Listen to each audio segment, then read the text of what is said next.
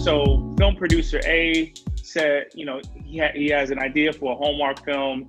He has a script, he has talent attached, and he knows Daro does financing, distribution, and yeah.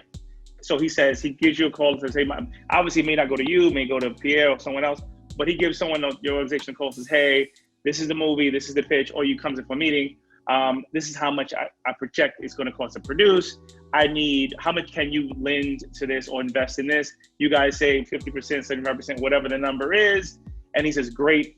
And you guys write a check. He goes off and shoots it, brings you back the movie and says, here it is. What do you think? You say, it's great. Let me now take this to the Hallmark type buyers to license it potentially.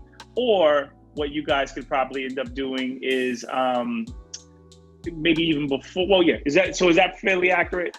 Fairly accurate, minus the one part where the producer, and oftentimes because it's a domestic producer, oftentimes that we work with US or Canada, they would do the deal in the US. We would come up, as you say, at the point where he's like, right, 50-50 or whatever the split is. We would take international. He would go off and make the film, but he would be responsible ultimately for selling it to the US network. But he might decide to do that at the beginning to get his financing on his side sorted out.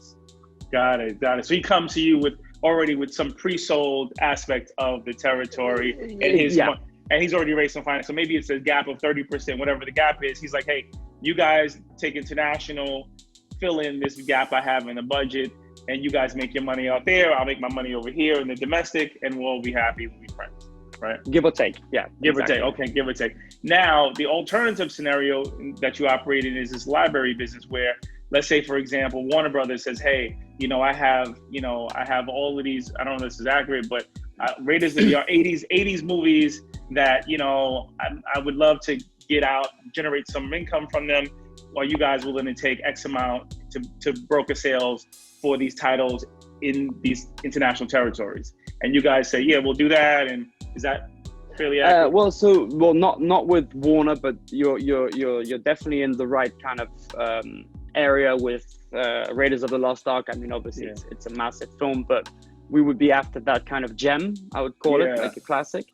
But we wouldn't take every market in the world. This is where we would take the markets where we are the strongest and where we know that we have a market for this kind of film. So somewhere like English-speaking Africa, where we have the 12,000 hours, we know that there's a demand for films with great casts who are just great films, who are timeless. We know that we can pick that up for an upfront fee. We'll just pay you, I'll pay you X, and I get 10 years or 5 years of distribution rights. And at which point, once I make that money back, then we split is a common way of doing that. So, there's three types of deals that we could do that. But the idea is that like our track record in sales would show that you might trust us since you've seen that in the past we can deliver.